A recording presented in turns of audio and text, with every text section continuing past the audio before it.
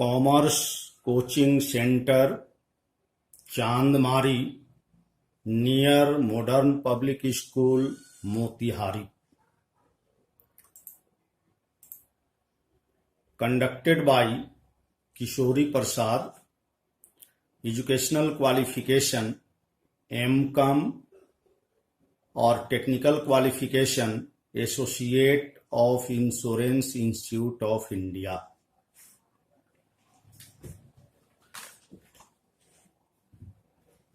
Hello student, good morning. मैं Kishori Prasad commerce coaching centre Chandmari Motihari की ओर से आप सबों के उज्जवल भविष्य की कामना करता हूं। छात्रों, उम्मीद करते हैं कि आप सभी लोग स्वस्थ होंगे, सकुशल होंगे और अपने पढ़ाई को आगे की ओर गति प्रदान कर रहे होंगे। छात्रों, पिछले 4-5 क्लास में पार्टनरशिप ग्रुप से हम लोग चौथा chapter retirement of A partner, साझेदार का अवकाश ग्रहण, इसका थ्योरेटिकल डिस्कशन किए थे और उसके आधार पर कुछ क्वेश्चंस सोल्व किए थे। जो क्वेश्चन सोल्व हुआ था उसमें लोअर लेवल का क्वेश्चन, मीडियम लेवल का क्वेश्चन और अपर लेवल का क्वेश्चन था। उम्मीद है कि आप उन सवालों के आधार पर शेष क्वेश्चन बना लिए होंगे, चैप्टर कंप्लीट कर लिए होंगे और चैप्टर से संतुष्ट हुए होंगे। छात्रों, आज हम लोगों को पार्टनरशिप ग्रुप से नया chapter 5 number chapter death of A partner, साझेदार की मृत्यु शुरू करना है। ये चैप्टर मुख्य रूप से पिछले चैप्टर पर आधारित है। साझेदार का अवकाश ग्रहण वाले चैप्टर में जिन जिन चीजों पर चर्चा हम लोग किए थे और अकाउंटिंग वर्क करने के लिए जो नियम देखे थे उसका इसमें उपयोग होगा। ठीक है, तो इसमें हम लोग पढ़ेंगे कि साझेदार की मृत्यु होने की दशा में साझेदारी फर्म की बही में कौन कौन आवश्यक कार्यवाही किए जाते हैं। ठीक है, पूरे चैप्टर का जो चर्चा का मुख्य बिंदु है वो यही है कि अगर किसी साझेदारी व्यापार के किसी साझेदार की मृत्यु हो जाती है तो उस दशा में साझेदारी फर्म की बही में कौन कौन आवश्यक कार्यवाही किए जाते हैं और उनके संबंध में लेखा जोखा करने का क्या नियम है। ठीक है, तो इस चैप्टर को शुरू करने के पहले थोड़ा हम आपको पिछले चैप्टर का बेसिक बात याद दिलाते हैं। पिछले चैप्टर में हम लोग जब चैप्टर शुरू किए थे तो 3-4 मुख्य बिंदुओं पर बात किए थे। सबसे पहला बिंदु था कि साझेदार के अवकाश ग्रहण का क्या मतलब है? दूसरा, कोई साझेदार किसी साझेदारी फर्म से अवकाश ग्रहण क्यों करता है? तीसरा टॉपिक था कि जब कोई साझेदारी फर्म से कोई साझेदार अवकाश ग्रहण करता है तो फर्म के सामने कौन कौन बातें विचारणीय होती है। और चौथा टॉपिक था कि साझेदार के अवकाश ग्रहण करने की दशा में साझेदारी फर्म की बही में कौन कौन आवश्यक लेखे जोखे करने होते हैं। ओके, तो इन चीजों पर हम लोग चर्चा किए थे और उसके बाद रूल्स रेगुलेशन लिखे थे। अब इस चैप्टर में हम लोग ये चर्चा नहीं करेंगे कि साझेदार की मृत्यु का क्या मतलब है, क्या ठीक है ना। दूसरा, कोई साझेदार क्यों मृत हो जाता है, इस पर भी बात नहीं करेंगे क्योंकि इसका कोई जवाब नहीं। तीसरा टॉपिक है कि यदि किसी साझेदारी फर्म के किसी साझेदार की मृत्यु हो जाती है तो फर्म के सामने कौन कौन बातें विचारणीय होती है। और चौथा मुख्य टॉपिक है कि किसी साझेदारी फर्म के किसी साझेदार की मृत्यु होने की दशा में फर्म की बही में कौन कौन आवश्यक लेखे करने होते हैं। यानी इसमें चर्चा का मुख्य बात दो होगा। जब किसी साझेदारी फर्म के किसी साझेदार की मृत्यु हो जाती है तो फर्म के सामने कौन कौन बातें विचारणीय होती है। और दूसरा, किसी साझेदार के मृत्यु होने की दशा में साझेदारी फर्म की बही में कौन कौन आवश्यक लेखे करने होते हैं। ठीक है, तो आइए शुरू करते हैं। साझेदार की मृत्यु, डेथ ऑफ ए पार्टनर। बाबू लोग, मृत्यु अंतिम सत्य है और इसको परिभाषित नहीं किया जा सकता है और इसका वर्णन भी नहीं हो सकता है। इस पर मनुष्य का कोई वश नहीं होता है। मृत्यु अंतिम सत्य है, इसका कोई वर्णन नहीं किया जा सकता है। ठीक है, अब जब किसी साझेदारी व्यापार के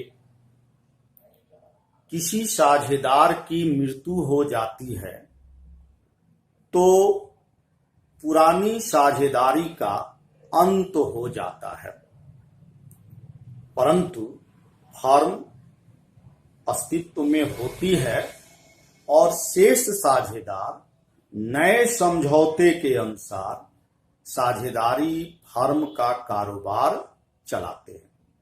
ठीक है, तो जब किसी साझेदारी फर्म के किसी साझेदार की मृत्यु हो जाती है तो साझेदारी का अंत हो जाता है, परंतु फर्म अस्तित्व में रहती है और उसका व्यापार शेष साझेदार नए समझौते के अनुसार चलाते हैं।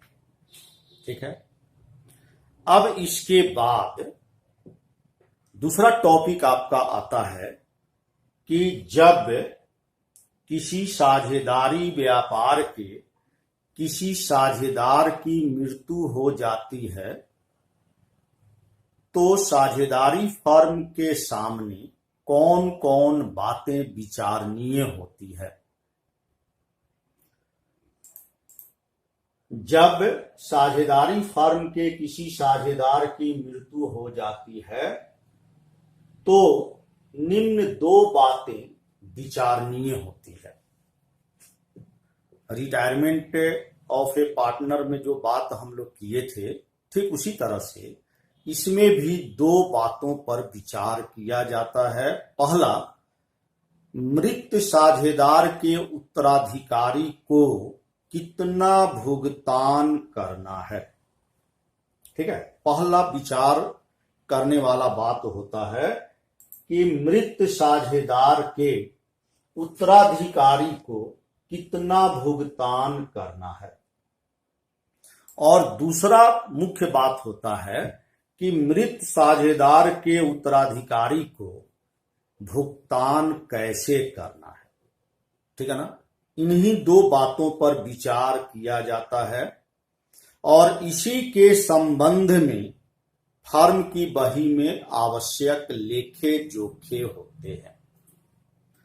तो लेखा जोखा देखना है और उसी पर सवाल बनाने का काम हम लोगों को करना है। ठीक है, अब आइए तीसरा मुख्य टॉपिक है कि जब किसी साझेदारी व्यापार के किसी साझेदार की मृत्यु हो जाती है तो फर्म की बही में निम्न के संबंध में लेखे करने होते हैं। बोले ना कि पीछे वाले टॉपिक में बात हुआ कि साझेदारी फर्म के किसी साझेदार की मृत्यु हो जाती है तो फर्म के सामने दो बातें विचारणीय होती है। पहला, मृत साझेदार के उत्तराधिकारी को कितना पैसा देना है। तो इसके संबंध में आपको पहले कुछ लेखा जोखा करना होता है और जब आप इसके बारे में लेखा जोखा कर लेंगे, मृत साझेदार का पूंजी खाता बना लेंगे, तो आपको पता चलेगा कि उसके उत्तराधिकारी को कितना पैसा देना है। तब इसके बाद हम लोग लेखा करेंगे कि मृत साझेदार के उत्तराधिकारी को पैसे का भुगतान कैसे करना है। अगर एक मुश्त भुगतान करना है तो क्या लेखा होगा, अगर एक मुश्त भुगतान नहीं करना है तो किस्त में करना है, तो हम लोग क्या लेखा जोखा करेंगे। तो पहला खंड में आपको है मृत साझेदार के उत्तराधिकारी को भुगतान करने योग्य राशि की गणना करने के संबंध में लेखा करना है। इसमें 4-5 मुख्य आइटम होता है जिस पर हमको ध्यान देना होता है और इसके लिए लेखा जोखा करना होता है। ठीक है, सबसे पहला है मृत साझेदार की पूंजी वापस करने के संबंध में। ठीक है, पहला आपका है साझेदार द्वारा व्यापार में लगाई गई पूंजी वापस करने के संबंध में लेखा जोखा होगा। रिटायरमेंट में भी यही हुआ था पहला काम। दूसरा है फर्म की ख्याति में मृत साझेदार को हिस्सा देने के संबंध में। तीसरा है साझेदारी फर्म की संपत्तियों एवं दायित्वों के पुनर्मूल्यांकन पर होने वाले लाभ या हानि में मृत साझेदार को हिस्सा देने के संबंध में। चौथा है आर्थिक चिट्ठा में मौजूद अगर कोई जनरल रिजर्व है या अदर रिवेन्यू रिजर्व है तो उसमें मृत साझेदार को हिस्सा देने के संबंध में लेखा हम लोग करेंगे। पांचवा है आर्थिक चिट्ठा में अगर पहले से अनडिस्ट्रीब्यूटेड प्रॉफिट या लॉस मौजूद है तो इसके बारे में लेखा करेंगे और इन चीजों के बारे में साझेदार के अवकाश ग्रहण करने वाले चैप्टर में जो नियम लिखा गया था वही नियम यहां भी लागू होगा। अलग से इसके लिए कोई नियम लिखने की जरूरत नहीं है। तो बाबू लोग, अवकाश ग्रहण करने की दशा में लागू नियम से लेखा होगा। ठीक है, ध्यान रखेंगे। साझेदार जिसकी मृत्यु हो गई है, वो साझेदारी व्यापार में जितना पूंजी लगाया है उसको वापस करने के संबंध में हम पहले लेखा करेंगे। साझेदारी फर्म का जो गुडविल है उसमें मृत साझेदार का जो हिस्सा है उसका लेखा करेंगे।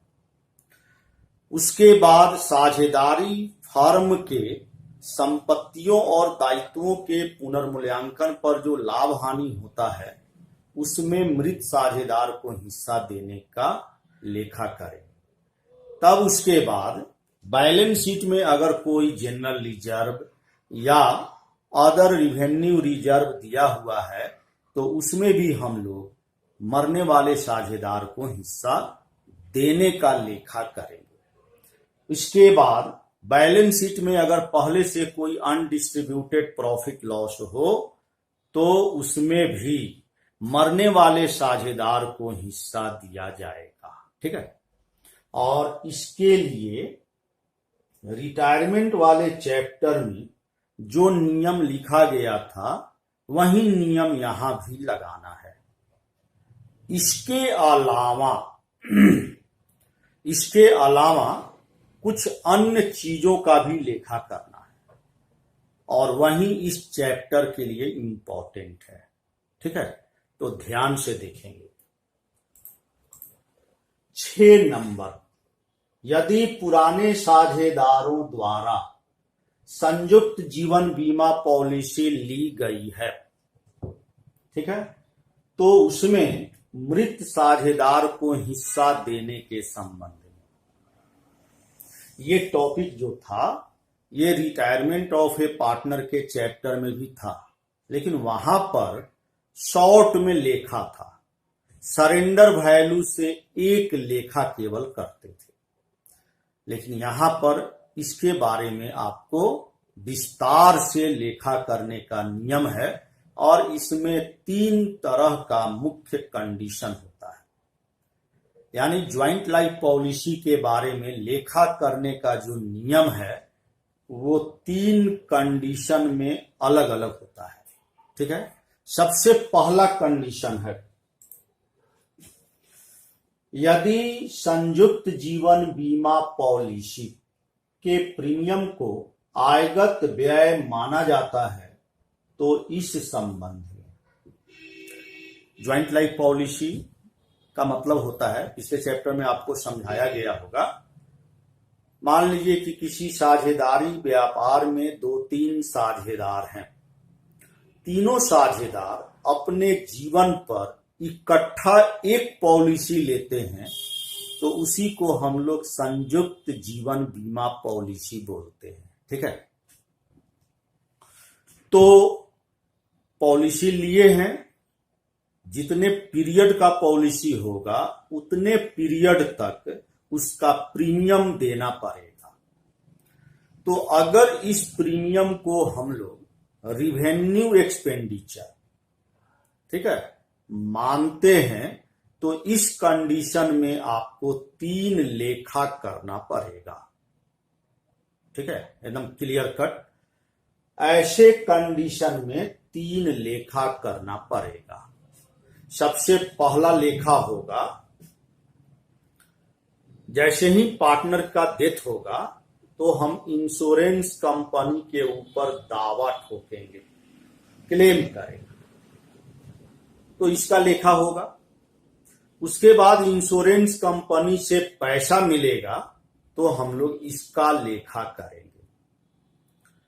इसके बाद इंश्योरेंस पॉलिसी का जो पैसा है वो पूरे पार्टनर के बीच में बांटा जाएगा, तो इसका लेखा करेंगे। ठीक है, यही 3 लेखा आपको ऐसे कंडीशन में करना होगा।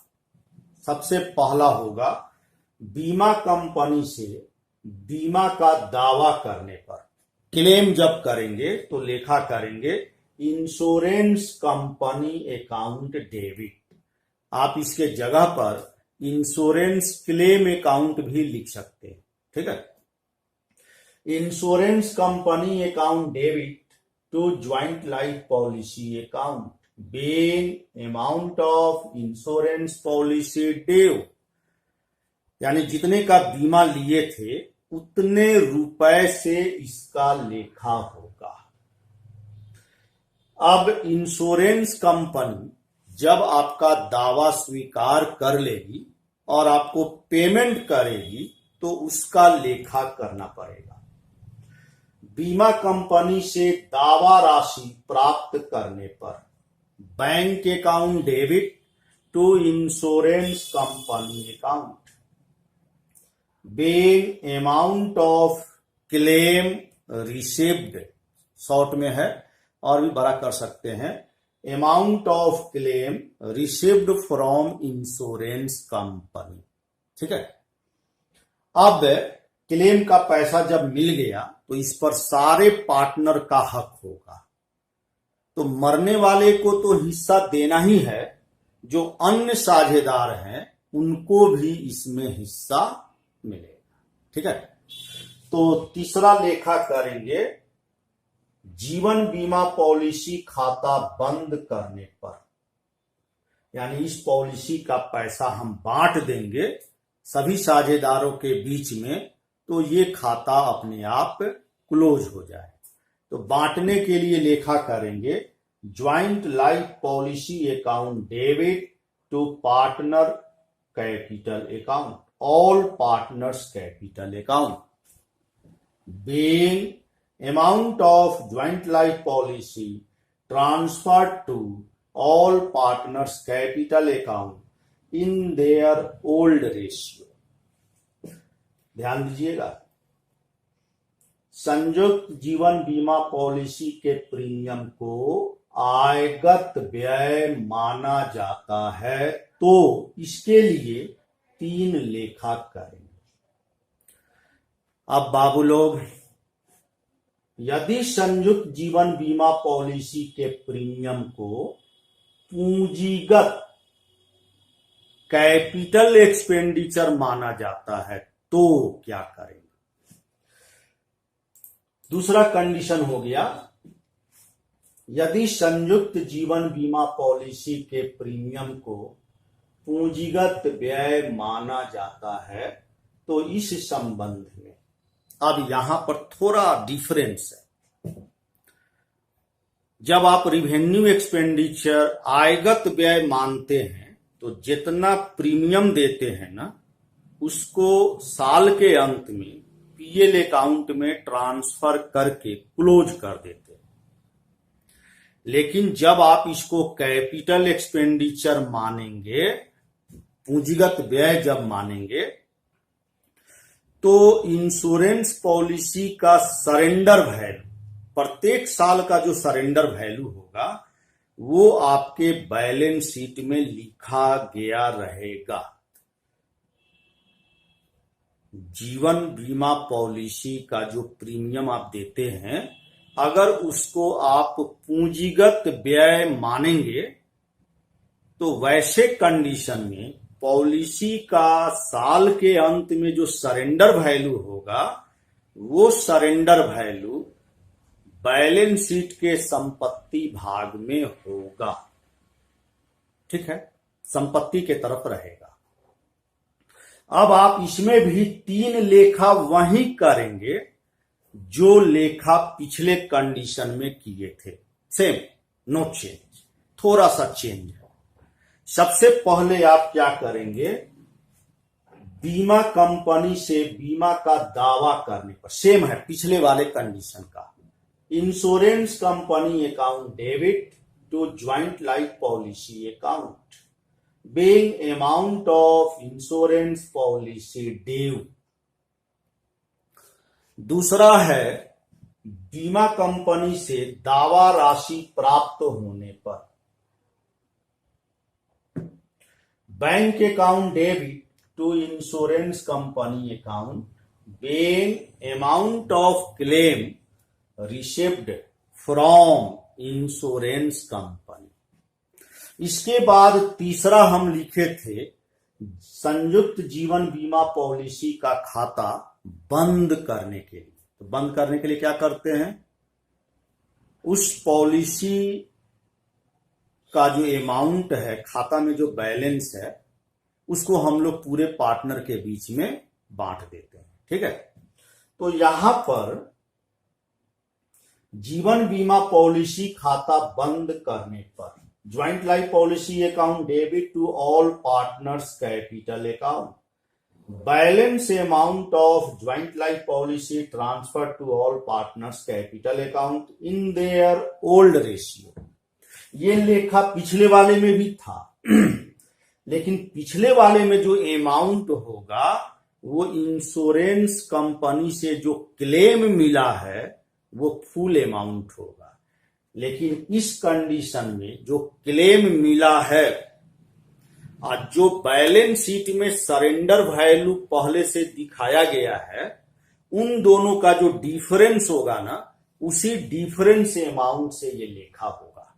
इतना ही का अंतर है, दूसरा कोई अंतर नहीं। ठीक है, अब बाबू लोग 3 नंबर में एक तीसरा कंडीशन होता है कि ज्वाइंट लाइफ पॉलिसी का जो हम प्रीमियम भरते हैं उस प्रीमियम के बराबर ज्वाइंट लाइफ पॉलिसी रिजर्व का भी खाता खोलते हैं। यानी आपके बैलेंस शीट में ज्वाइंट लाइफ पॉलिसी का भी खाता होता है और ज्वाइंट लाइफ पॉलिसी रिजर्व का भी इंफॉर्मेशन दिया रहता है। यदि संयुक्त जीवन बीमा पॉलिसी तथा संयुक्त जीवन बीमा पॉलिसी संचय पुस्तक में प्रदर्शित हो तो इस संबंध में इसमें कुल 4 लेखा होगा। पिछले 2 कंडीशन में 3 लेखा हुआ है, यहां पर 4 लेखा होगा। ठीक है, तो पहला लेखा होगा इंश्योरेंस कंपनी पर हम लोग दावा करेंगे, तो दावा करने के लिए पहला लेखा करेंगे। Insurance company account debit to joint life policy account amount of insurance policy due. ये पहला लेखा पिछले दोनों कंडीशन में था। अब जब हम दावा करेंगे तो हमको क्लेम मिलेगा, तो सेकंड लेखा भी वही होगा जो पिछले 2 कंडीशन में लिखा गया था। तो बीमा कंपनी से दावा राशि प्राप्त करने पर bank account debit to insurance company account amount of claim received from insurance company. ठीक है, उसके बाद क्या करते थे, जीवन बीमा पॉलिसी का खाता बंद करते थे।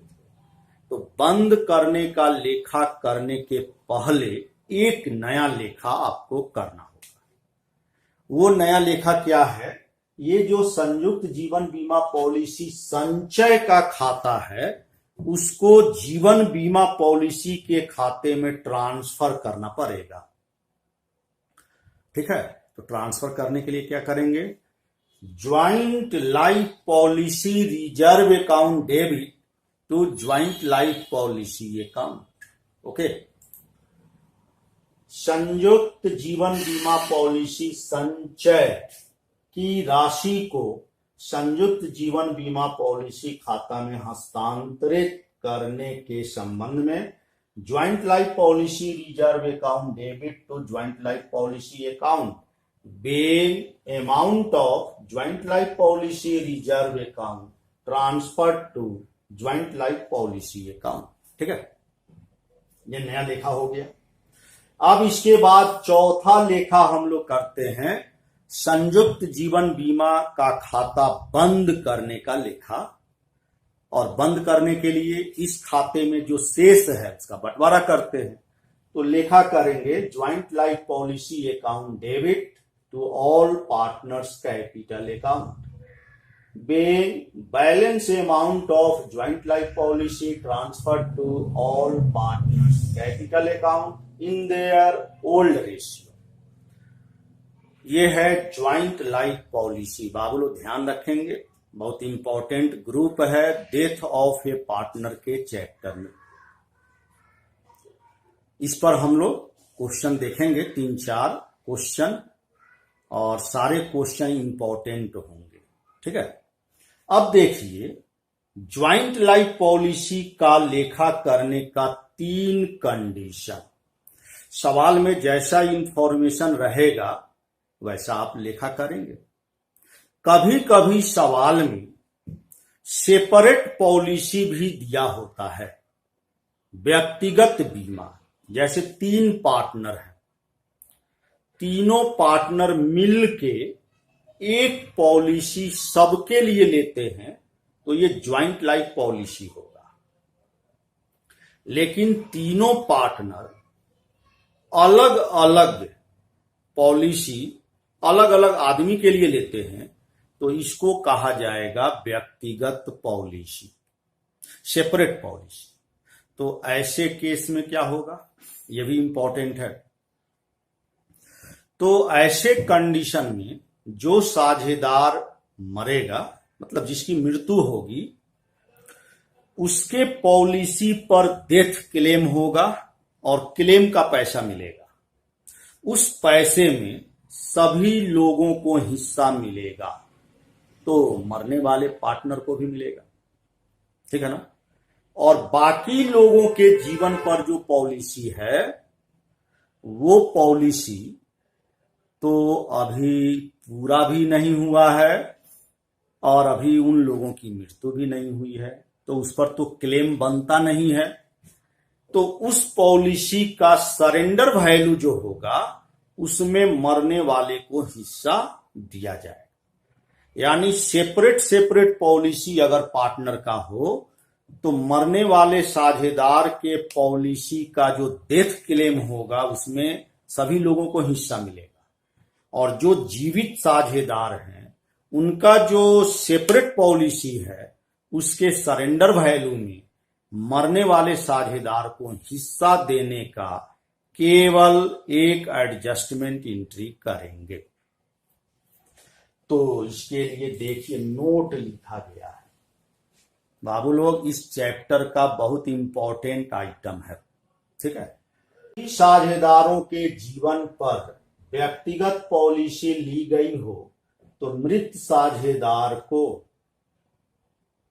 साझेदार का कानूनी उत्तराधिकारी मृत साझेदार के व्यक्तिगत जीवन बीमा पॉलिसी के मृत्यु दावा की राशि में तथा अन्य साझेदारों के व्यक्तिगत जीवन बीमा पॉलिसी के समर्पण मूल्य में हिस्सा पाने का अधिकारी होता है। अन्य साझेदारों के व्यक्तिगत जीवन बीमा पॉलिसी के समर्पण मूल्य में हिस्सा देने के लिए निम्न लेखा होता। तो इसके लिए हम लोग लेखा करते हैं gaining partners capital account debit to deceased partners capital account being adjustment entry passed for surrender value of policy on the life of other partners। ये है ज्वाइंट लाइफ पॉलिसी और सेपरेट पॉलिसी के संबंध में लेखा करने का नियम। ठीक है। अब बाबू लोग इसके बाद आता है, तो पिछला चैप्टर में जो हम लोग रिटायरमेंट के बारे में बातचीत किए थे, तो कोई साझेदार जो रिटायर होता है ना, तो वो इसके इच्छा पर निर्भर करता है और किसी तय तिथि पर पार्टनर रिटायर करता है। तो जनरली वो साल का अंतिम तिथि ही होता है, जनरली हम बोल रहे हैं। लेकिन साझेदार की मृत्यु तो पहले से तय तिथि पर नहीं न हो सकती है। साझेदार अचानक मर जाएगा तो मान लीजिए कि किसी साझेदार की मृत्यु 15 जून को हो गई और आपका साल जनवरी से दिसंबर है, तो 1 जनवरी से 15 दिसंबर तक वो जीवित था, उसने व्यापार के कारोबार में अपना योगदान दिया और व्यापार में कुछ कमाई भी हुआ होगा उस पीरियड में। तो मरने वाले पार्टनर को उस पीरियड में जो प्रॉफिट हुआ है उसमें हिस्सा दिया जाएगा। ये नया आइटम है, ठीक है।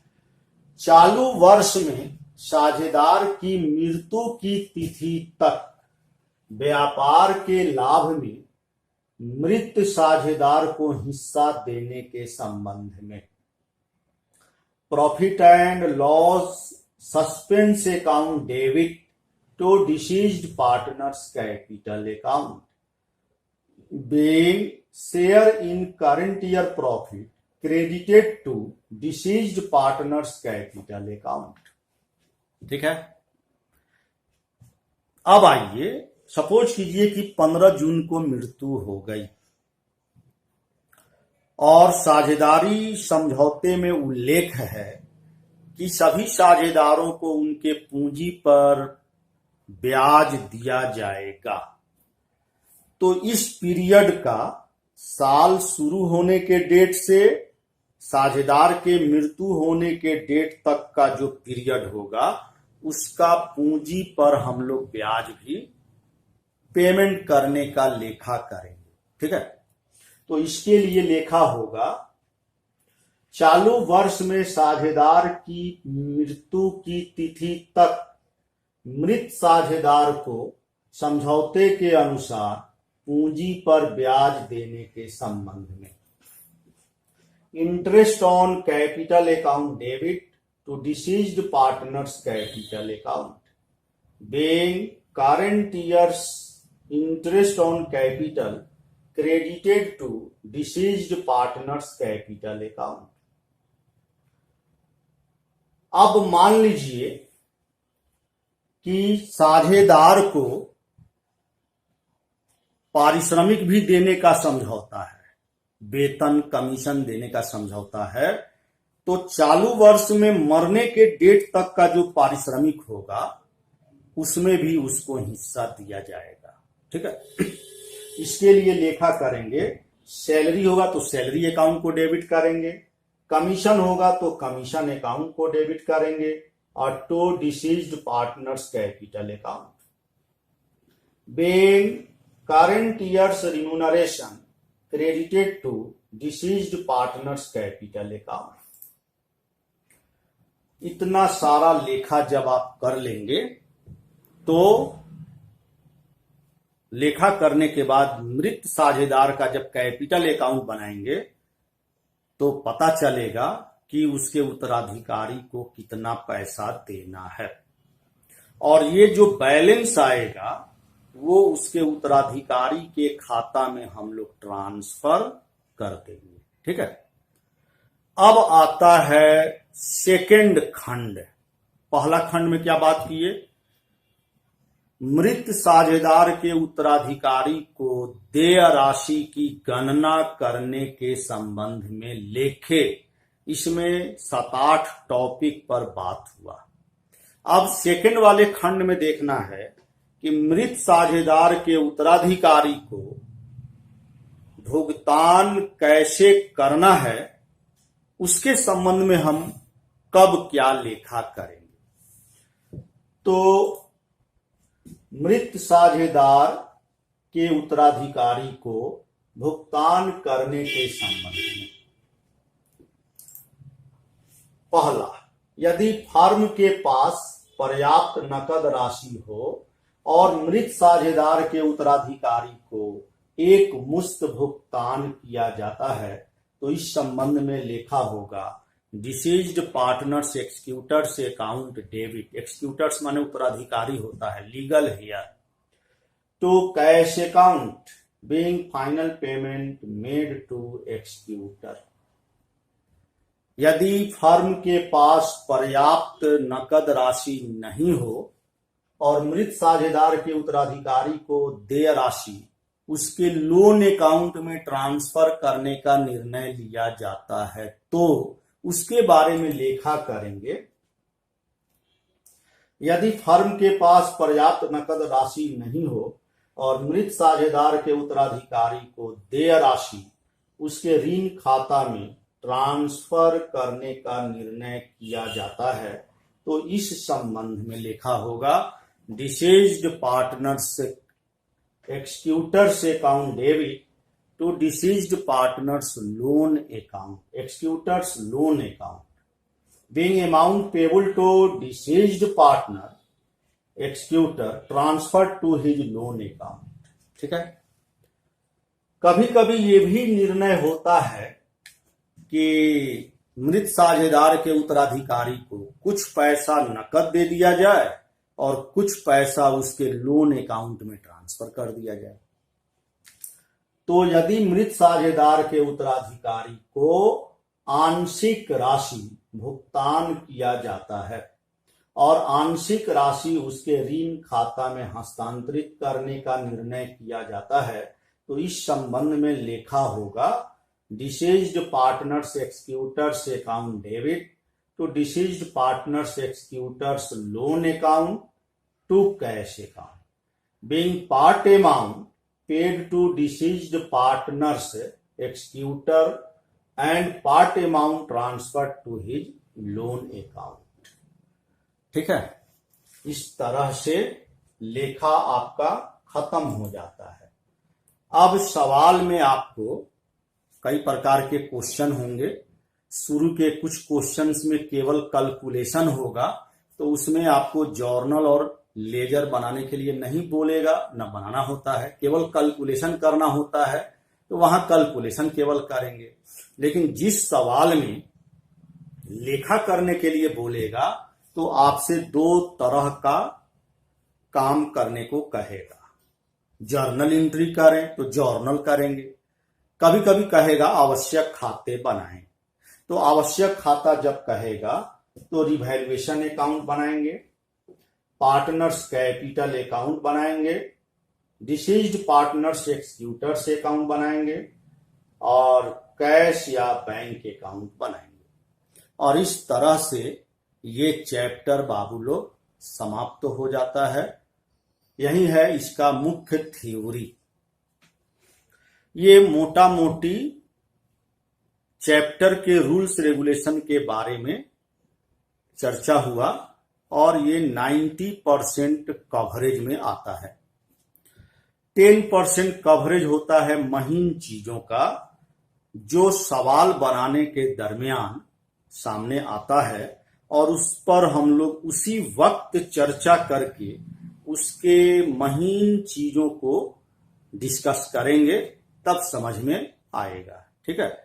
अब आप लोग का काम है इस चैप्टर के किताब में जो थ्योरी दिया हुआ है उसको आप एक बार दो बार जरूर पढ़ें और हम जो बात समझाने का कोशिश किए हैं उसको भी एक दो बार वीडियो देख के माइंड में कॉन्सेप्ट सेट करें, सीक्वेंस से सेट करें और जो नियम है लिखा हुआ उसको तो याद कर लीजिए।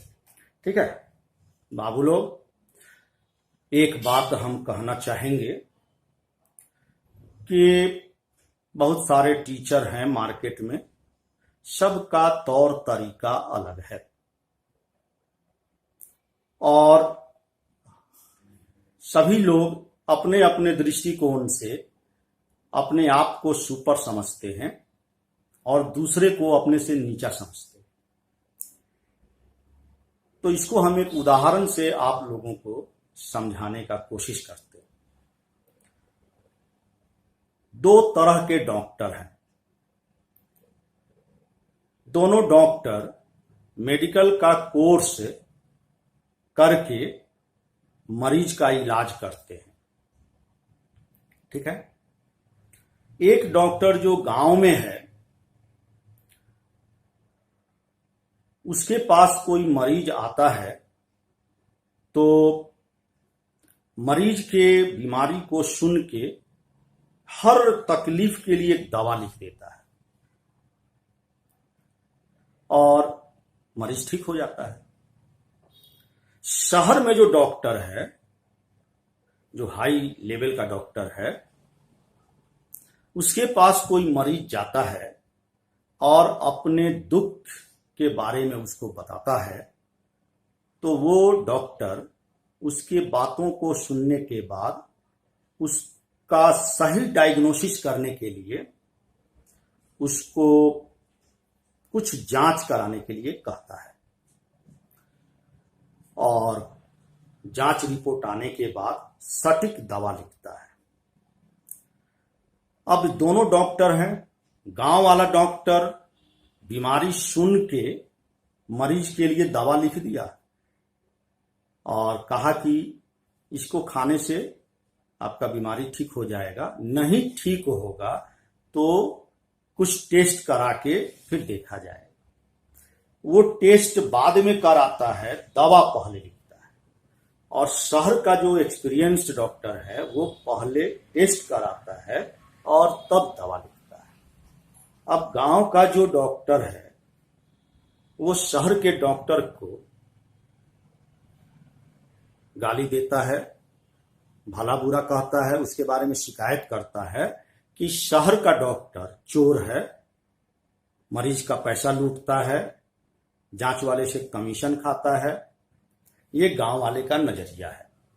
अब आप भी सोचिए कि गांव का डॉक्टर का ओपिनियन अच्छा है कि शहर के डॉक्टर का ओपिनियन अच्छा है।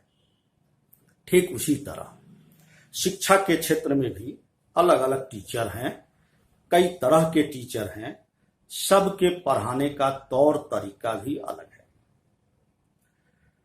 कुछ टीचर ऐसे हैं जो पहले चैप्टर के विषय वस्तु, उसके रूल्स रेगुलेशन, उसका जो बेसिक कंसेप्ट है उस पर चर्चा करते हैं, उसका रूल्स लिखते हैं, आपके कंसेप्ट को क्लियर कराते हैं और तब उस पर सवाल बताते हैं, जिस पर आप प्रैक्टिस करते हैं। तो प्रैक्टिस करते करते आप इतने एक्सपर्ट हो जाते हैं कि खुद उससे कुछ ट्रिक आपके दिमाग में आ जाता है। आप कुछ टीचर ऐसे हैं जो ऊपर आपको चर्चा करेंगे, कोई रूल्स रेगुलेशन पर गहराई से बात नहीं करेंगे और आपको फुसलाने के लिए कुछ ट्रिक बता देंगे, ये डेबिट ये क्रेडिट। अब आप बताइए कि दोनों टीचर हैं, दोनों के यहाँ स्टूडेंट हैं, कौन अच्छा कौन बुरा, ये आपके समझने परखने के ऊपर डिपेंड करता है कि आप इसको कितना महसूस करते हैं। बाबू लोग, सिलेबस पिछले बार भी हम बोले थे कि सिलेबस है आपके सामने, उसको कंप्लीट करने के लिए समय सीमा भी आपके सामने है। अकाउंटेंसी में टोटल आपको नॉट फॉर प्रॉफिट ऑर्गेनाइजेशन का एक चैप्टर है, पार्टनरशिप ग्रुप से 7 चैप्टर है, 8 हुआ, और कंपनी ग्रुप से 10 चैप्टर है। टोटल 18 चैप्टर अकाउंट्स में आते हैं। बिजनेस स्टडी में टोटल 13 चैप्टर है, बड़ा बड़ा चैप्टर 13, और ईपीएस में टोटल 23 चैप्टर है। 23, 13, 36 और 18, 54। अब हमारे पढ़ाने का स्पीड आपके सामने है। एक टीचर का हम भी वीडियो देखे, 1.25 महीना पहले उन्होंने एक चैप्टर शुरू किया। 5-6 चैप्टर में छोटे छोटे टुकड़ों में नियम बताया, कुछ कंसेप्ट, और क्वेश्चन भी 2 क्लास में कुछ बताया। उन्होंने 1.25 महीना में चैप्टर खत्म नहीं हुआ, एक भी खत्म नहीं हुआ। एक चैप्टर अगर पढ़ाने में उनको 1.25 महीना भी कम पड़ा, 1.5 महीना में खत्म हुआ, तो बाबू लोग 18 चैप्टर पढ़ने के लिए 1.25 महीना के हिसाब से आप बताइए कितना समय लगेगा। 18 समाई 22.5 महीना लगेगा। बीएसटी अलग है, ईपीएस अलग है। तो वो टीचर भी सिलेबस कंप्लीट करने का दावा करते हैं और हम भी सिलेबस कंप्लीट करने का दावा करते हैं। अब आपको समझना है कि कौन टीचर आपको गुमराह कर रहा है और कौन टीचर पैसा लेके आपका सही काम कर रहा है। बस इससे ज्यादा हमको नहीं कहना है। ये लॉकडाउन अच्छा मौका है यूट्यूब के माध्यम से सभी टीचर के तौर तरीका को समझने का। अगर आप समझदार हैं तो समझिए, परखिए और कंपैरिजन भी कीजिए।